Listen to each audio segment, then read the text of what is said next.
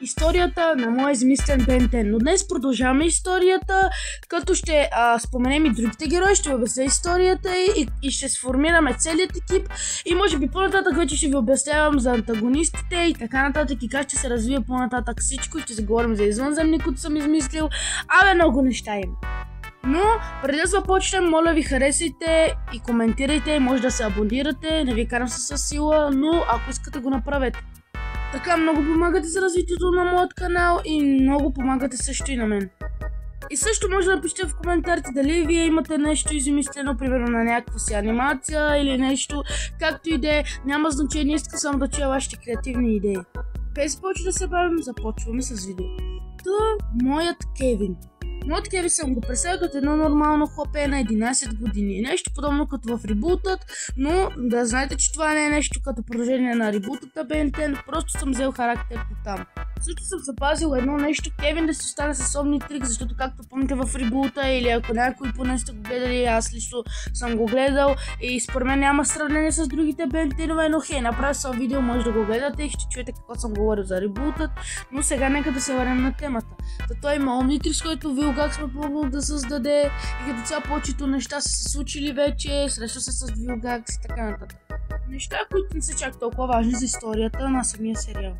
Като Кевин успява да расте с времето, даже става по-мъдър за самия Бен, по-сериозен, по-отракан и така нататък. Докато той става нещо като голям брат на Бен и му помага и му дава съвети и понякога му се подиграва по начин както той се държи. И той успява да спечели Гуен, да станат гаджета и така нататък. Като Кевин отключва доста добри извънземни, някои които са от видовете на извънземните на Бен, някои дори не са. Кевин е доста добър персонаж, опитах се да го пресъздам както си от старият Ben 10, но да.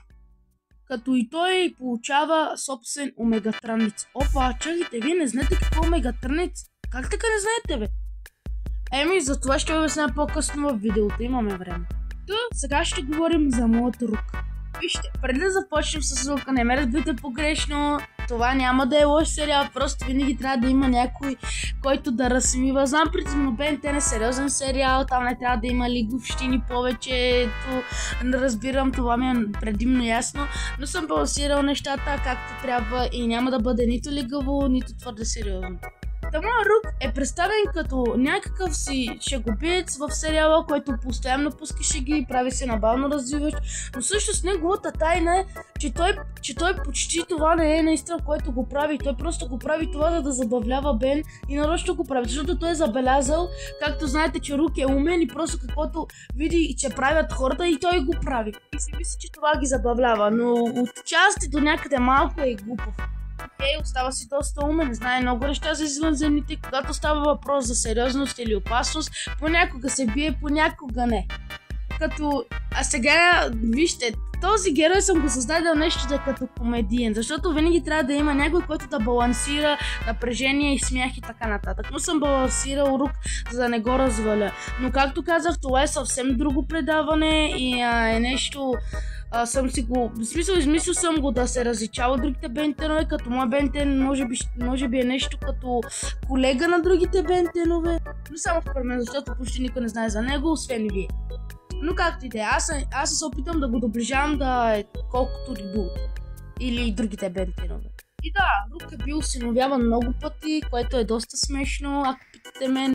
Бил е препиван в повечето пъти или отвличан и така нататък и Бен винаги трябва да му спасява гъза, като това е доста забавно. Поне според мен, смисъл много съм се смял, докато просто съм си измислял историята как ще върви. И да, иначе Рук е добър човек. Учил е в академията за ремонтьори, е доста опитен, но прототулът му винаги му прави проблеми, удря го на някакви си места, за които не ми се говори. И да, като Рук успява да стане гадже с Стела. Стела, сестрата на Виктория от миналият клип, ако я помните. Той човек, ако успя да се намери приятелка, пък аз защо не. И Рук успява да си направи дете в по-късните сезони, някъде към може би някъде към 13-ти сезон май беше. Не, излъгах ви. Да, 13-ти. Не си помня сезоните, бе, мамка ми. Всъщност, често да си ви призная едно нещо, преди идеята ми беше това всичко да бъде продължение на ребутът и да бъде нещо по-добро от стария ребут на Bad Day, където те се изложиха бая с него. И да си ви кажа, аз така загубих бройката. Сега ако се замисля, че ребутът нямаше пети сезон и аз реших да направя пети, ако започнем от петия до сегашния 14-ти, това прави общо... това прави 10 сезона съм измислил. Но в течение на времето аз поразмислих тази идея и реших, че няма смисъл да правя продължение по-добро на нещо, което не е преуспяло и се отказах от тази идея. Но ако се замислил, съм направил още 10 сезона, на които даже някои, не ме разберете погрешно, но някои съм ги забравил до някаква степен. Защо забравям, бе? Май трябва наистина да си записвам някъде. Това ще е добра идея, ако си записвам някъде сезоните и така. И както и да е, Рук получава дете, първи от Кевин и пред всички. На Бен не му трябва дете, защото той не се интересува от такива неща. Само иска да завъртва умни трикса, да се превръща в нещо и да тича към слънцето. Бацата пътя шега. И както и да е, Рук не успява да отгледа детето си, защото не знаете, е пълно куку. Детето му пораства по време на самия сезон и накрая той тръгва, за да се учи в Галвин Прайм за ремонтьор. И за съжаление, Рук изпуска най-важното нещо, а именно растенето на детето му. Като това би разорило доста родители, ако спустят растенето на неговото дете, изглеждането му и така нататък. Рук само го боли 5 минути и после иска да яде сандвич. Той се забравя за това дете и се опита да се намери друга жена, за да се направи ново дете. Няма да изпадам в подробностите, не ме нахедите тук, че нещо съм преебал Рук. Просто вижте, той си е същият буквално, но просто с по-странен характер. Просто ме разберете, реших, че ще е хубаво, ако има някой, който да разсмива през повечето време. Ще си ви кажа, моят Рук има нещо подобно, като някаква си травма или нещо подобно. Сега е време да поговорим за една наистина тъжна и мрачна история. И даже от сега предупреждавам, ако има някакви малки деца в моят канал и ми гледат видеята, по-добре се махнете, защото този канал не е за малки деца. От сега го казвам. Това, че някакви си малки деца идват тук и ми гледат видеята, това не зависи от мен. Аз не правя предимно контент за деца. Да, може да снимам за анимации, нямам против и те да гледат, ама просто моят канал се съм казал, че е детски канал. Затова предупреждам от сега и се надявам YouTube да не ми изтрие видеото за всичко това, което сега ще кажа. Моят Албидо. Направих клип миналата седмица, за да обясня историята на истинския Албидо. И горе-долу успях. Клипът избухна до някъде, много малко. Доволен съм и на най-малкото. Благодаря ви, приятели. Това значи много за мен. Като Албидо е едно нормално галвинче. Тогава нито Бен още е роден, нито почти никой. Като тогава и Райан все още е бил на годините на Бен, тогава Бен дори все още е бил бебе. Сега пак се връщаме преди да се създаде целият отбор. Затова бъдете готови. Албидо е учил много, бил е добър човек, или по-точно добро галвинче, помагало е на много хора, но е имало проблеми с сблъскванията, като примерно на много хора, а именно проблеми с семейните неща. Семейните неща.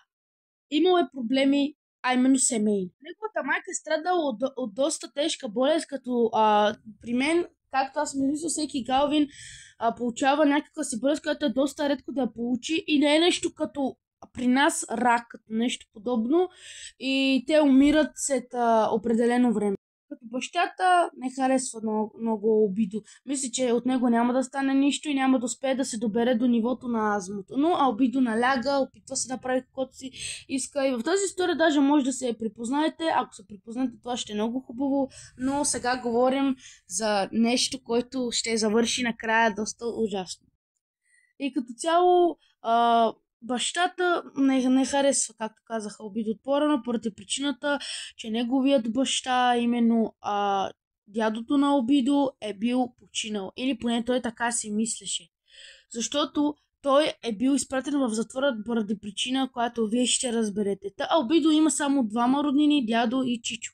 Но с них става много големи инциденти и той не ги вижда повече. Като, например, дядото, който отива в 000 пустота. Това аз го измислих като място за най-големите оттрепки в целия свят. като те биват наказвани там и нямало право да избягват, като няма портали или нещо подобно, и доста трудно да стигнеш до там. Защото, ако искате ми равите, в цялата вселена на моя Бентен, това е най-трудното място, където може да отиде. Бен е ходил там 2-3 пъти, но никой не знае, че там е дядото на Обидо. Като бащата на Обидо мисли, че щом няма дядо му да е, нали, самия му баща няма да разбере, че той си има дете и да се радва за него. Той разбира, че няма смисъл от съществуването на Обидо, защото ако бащата не представи, че може да създаде негово поколение, което ще бъде умно, поне така според него, няма смисъл Обидо да живее. Той не харесва Обидо, отказва се от него, не му дава грижи или, както се казва, бащина обич, и се държи с него като нещо неважно. Докато неговата майка се бори за живота си. Той не помага дори на майката, защото той мисли, че чрез нея те са създадели това чудо. А Обидо буквално нищо лошо не му е направил. Учи, има добри оценки, даже по-добри от моите оценки. Докато един ден майката вече не изпада между 2-3 дена последни дни за живота. И Обидо разбира това, защото той не е глупаво дете. Много пъти изучава болестите, които можеш да хванеш в Галвин Прайм или нещо подобно. Като Обидо му става много тъжно и решава, че е време да потърси лек. Като вижда един постер на Азмут, където той твърди, че ще помогне на всички, защото, както знаете, Азмут е най-умния Галвин в цялата земя на Галвините. И Обидо решава да потърси неговата помощ. Като Азмут, нали, не го взима на сериозно, не го интересува за какво го търси. Не знам. Тогава Азмут беше голям интригант. И да, пак Азмут е замесен с Кавга с Обидо. Защо пък не? И Азмут му казва да дойде, нали, след училище, защото като цяло нали, Обидо учи в неговото училище, защото Азмут е създал училище или нещо като колеж за ремонтьори и подобно, както ви казах от по-рано, и там те учат, и то е нещо като директор. И той му казва да дойде утре след училище. Като тогава Азмут вижда идеята, че може да опита първият си експеримент. Именно да използва човешко ДНК, за да могат да направят Галвин да е човека. Но всичко да мине по мет и масло. Но за съжаление накрая не замина така, но как ти де. И Азмут пита Макс дали може да му осигури някаква си току-що прясна и сочна кръв. Това е нещо като ДНК. Даже чисто казано, кръвта е доста голяма ДНК за някой човек. И като цяло дядо Макс го пита какво точно има предвид, и той му обяснява, че му трябва някаква си бебешка кръв, на току-що родено хлопе, прясно. И тогава дядо Макс го пита защо не може да използва от неговата или от на Райан, нещо подобно. Той му обяснява, че за да направи този експеримент трябва току-що и нали, както казах, току-що родена и създадена кръв. И тогава дядо Макс се сежда за току-що роденият му внук Бен, който Бен се е родил точно преди 3 години. Дете на 3 години. Като Бен има все още прясна кръв, която все още се развива, нали знаете, за малко дете все още нещата му се развиват, но принципно повечето в коремът на майката или нещо подобно, така ще ви го обясня. И дядо Макс решава да вземе проба от Бен, но за да не застрашат животът на Бен или нещо подобно, те използват уред, който Азмут е създадел да взима кръв без дори да се усети. Но нали все пак на дядо Макс после му става гадно, нали нормално е, това е неговото внуче, ще взима кръв от него, но е принуден. Защото Азмут е направил много неща за него, пък и Макс не мисли, че това някак си ще разреши някой живот, но твърде много криши. Тогава Обидо приключва с часовете си, прибира се уник и вече заварва майка му. Едвам се бори и се разбира, че тази болест не е била първа степен, а втора степен. Значи няма да живее 3 дена, а умира точно днес. Обидо се опитва да помогне, моли баща му за помощ, баща му отказва, а Обидо почва вече наистина да откача, даже той почти си разваля психиката и така нататък.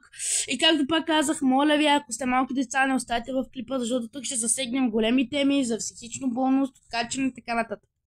И докъде бях? И той моли за помощ, но бащата не се съгласява. И в последните си мигове майката загива пред очите на Обидо. Като това е доста тежка и лека, не лека, а тежка смърт. И Обидо вижда как неговата майка умира пред него. Имате предвид колко това боли за едно дете. Едно 10 годишно дете. По-точно Галвинче.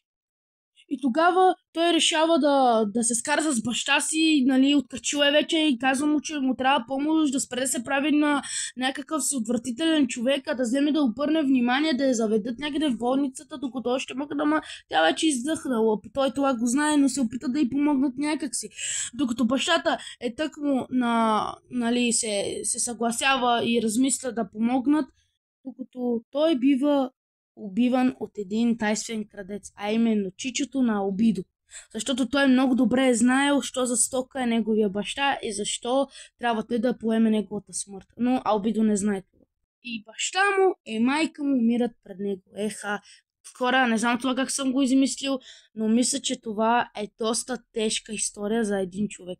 Като Албидо вече наистина изпада в тежка депресия. Веднага го удря. Веднага. Вече не знае какво да прави и се сеща за Азмут. Отива при Азмут. Азмут се е разсел с нещо и не го е потърсил точно на време Албидо, нали, както са се разбрали, защото той не го извикал след часовете и не са успели на време да спасят. Албидо се затичва към Галвин Прайм по най-бързия начин, отива там и му казва да направят каквото може. Той го пита какво има, нали, Азмут е очуден защо е тъжен и така нататък. Той му обяснява, че просто трябва да действат и смисъл, защото Азмут му обещал, че като направят този тест, а именно това, не знам дали съм ви го казал, но нека да се върнем поне 2 дена по-рано. Именно Албидо, когато е видял флайера, отишъл при Азмут, разбрали се и Азмут му обяснил, че може да му помогне, като го направи човек и да е безсмъртен, да е неуязвим като цяло и да може да връща хора от живот и да ги лекува и така нататък, да има доста сили и те са се разбрали за това. 2 дена по-късно, сегашно време, Азмут прави най-голямата си грешка в неговия живот. Задейства всичко и е решил, че това ще развали животът на един Галвин, но след като стане това, пуска ДНК-то и вече започва страшното. Албидо почва да мутира, да си хясва още повече, като това не действа добре на неговата ДНК. Защото Азмут после разбира, че Албидо е твърде малък, за да може да се направи такова нещо на толкова малко Галвинче. Вижте сега, на Виктория е настъл това подейства, защото те са били поне, речете, на 15 години и това е било точно за них. Но като цяло Албидо си мутира и се разваля и се превръща в Бен, докато сформи като цяло перфектната форма, защото той все още не мяза доста на Бен. Изглежда като Бен на 10 години, нали знаете как изглежда Бен, сега ще ви покажа снимка даже. Като той разрушава почти целия Галвин Прайм, като цяло той разваля всичко, Азмут се опитва да му сложи някакъв си часовник, който ще го окрути, но не успява. Целият Галвин Прайм бива, унищожава много галвинчета, биват убити и си загубят животът заради... Те са били невинни, заради грешките на Азмут, те са гояли заради него. И Албидо, тъкмо преди да бива хванат от Райан, защото Райан е първият човек с часовник. Тук Албидо каза последните си думи нещо от сортът: ще ви унищожа, гадини, нещастници, вие не заслужавате живот, човечеството или като цяло всичките извънземни сте грешка. Говори някакви си неща, които не мога да ги кажа, защото вече тук рискувам да ми стрят видеото. И като цяло Албидо каза доста силни думи към Азмут и вече Азмут осъзнава, че е побъркал някакво си дете. Като цяло част Азмут не е виновен, а заради миналото на Албидо. И тук той разбира, че вече е направил нещо много грешно. Това му е първият развален експеримент. Като Албидо бива заключван на Луната за известно време, докато знаете кой, Кайбър не дойде да го освободи. Цяло, даже ми става гадно, когато разказвам такава история, но хей, поне съм създадел нещо готино и поне този сериал ще има някакъв си смисъл. И да, приятели, ще продължим с другите последни поне 2 героя, или май последен вече, защото той остана вече един последен в следващото видео и го чакате, може би чак вече другата седмица или по-другата, и харесете и се абонирайте. До скоро!